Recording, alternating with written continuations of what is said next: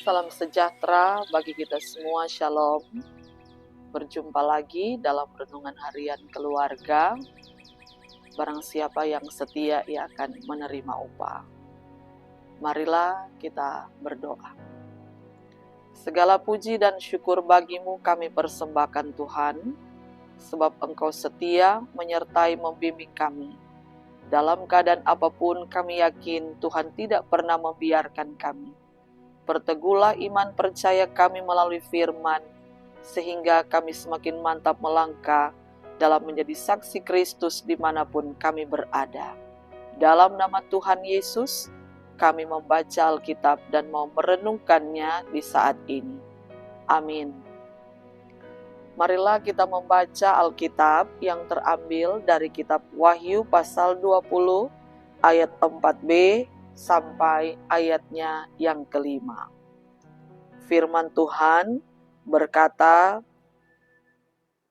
seperti ini. Aku juga melihat jiwa-jiwa mereka yang telah dipenggal kepalanya karena kesaksian tentang Yesus dan karena firman Allah, yang tidak menyembah binatang itu dan patungnya, dan yang tidak juga menerima tandanya pada dahi dan tangan mereka. Dan mereka hidup kembali dan memerintah sebagai raja bersama-sama dengan Kristus untuk masa 1000 tahun.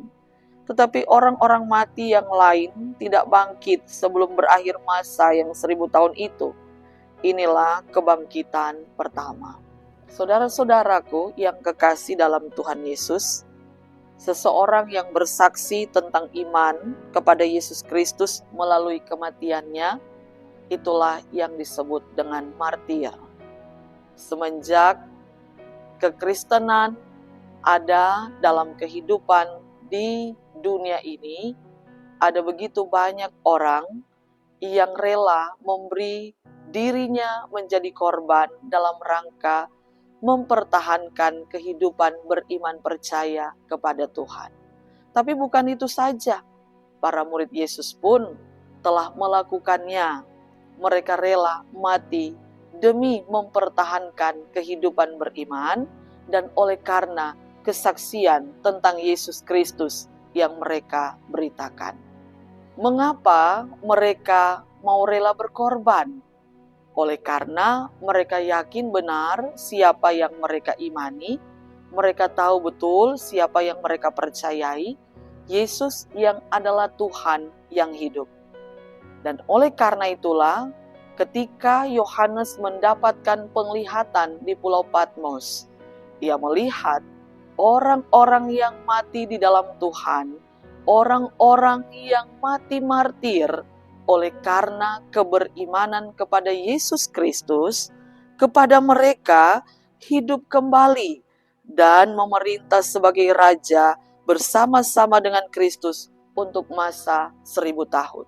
Berbeda dengan mereka yang tidak mati di dalam Tuhan, yang tidak percaya kepada Tuhan, mereka tidak akan mengalami kebangkitan yang pertama.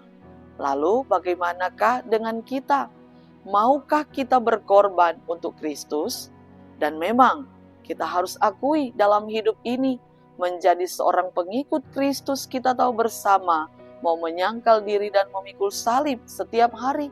Bahkan untuk melakukan sebuah kebenaran, untuk melakukan sesuatu yang berkenan kepada Tuhan, seringkali kita harus mengalami penolakan, kita tidak disukai, kita dikucilkan, dan banyak kali kita bersedih, menangis, kecewa. Mengapa Tuhan? Untuk sebuah kebenaran, untuk sebuah kejujuran yang berkenan kepada Tuhan, justru membuat diri kita tidak disukai oleh banyak orang. Tapi hari ini, firman Tuhan mau meneguhkan iman saya dan saudara, bahwa setiap tetesan air matamu, setiap kekecewaanmu, setiap penderitaanmu, Allah sangat tahu.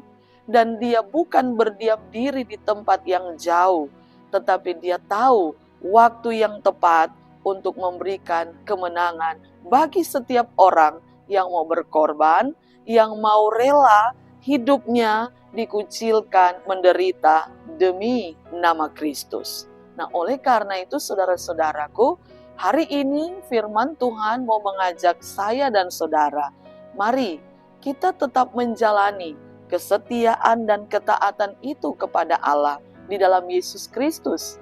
Jujur, hidup benar, walaupun penolakan itu akan selalu ada. Tapi yakinlah bahwa Allah selalu berpihak kepada orang-orang yang mau hidup benar, yang mau mempertahankan kehidupan beriman, bukan saja untuk sekarang ini, tetapi kelak nanti ada tempat khusus yang disediakan bagi orang-orang yang tetap bertahan dalam iman percaya, upamu akan Ia berikan nanti. Oleh karena itu, mari saudara tetap bertahan di dalam iman kepada Tuhan, tetap setialah kepadanya. Susah dan menderita itu adalah bagian kehidupan panggilan orang percaya. Tapi di balik kesusahan dan penderitaan itu, ada mahkota yang Tuhan sediakan bagi kita. Tuhan memberkati kita semua. Amin. Firman Tuhan. Mari kita berdoa. Tuhan Yesus, Juru Selamat kami.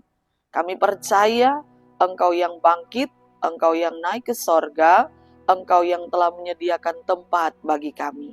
Sehingga itulah yang menjadi kabar sukacita, kegembiraan bagi kami, bahwa ada upah yang disediakan bagi orang-orang yang hidup benar, hidup taat dan setia kepadamu. Tuntunlah kami, terangilah kami dengan hikmat-Mu, agar kami mampu bertahan di dalam penderitaan sekalipun, di dalam kesulitan sekalipun, karena iman percaya kepada Tuhan. Kami diberi kekuatan oleh Tuhan untuk dapat menjalaninya. Kami berdoa di dalam nama Tuhan Yesus Kristus, yang adalah Tuhan dan Juru Selamat kami yang hidup. Amin. Demikianlah renungan harian keluarga. Di saat ini Tuhan memberkati kita semua. Shalom.